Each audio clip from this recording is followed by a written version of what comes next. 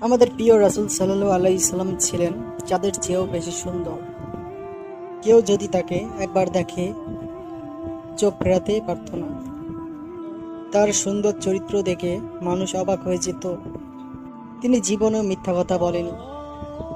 এই জন্য আরবের লোকেরা তাকে আল আলামিন বলে ডাকে। আল আলামিন আরবি অর্থ, বাংলা অর্থ হলো সত্যবাদী। একদিন আরব সমাজের এক কাফের নবীজিকে হত্যা করতে আসে। কিন্তু সে যখন নবীজিকে হত্যা করতে যায়, তার চেহারার দিকে তাকায়, সাথে সাথে তার তলোয়ার হাত থেকে পড়ে যায়। সে চিৎকার করে বলে যে এই ব্যক্তি মিথ্যা বলতে পারে না।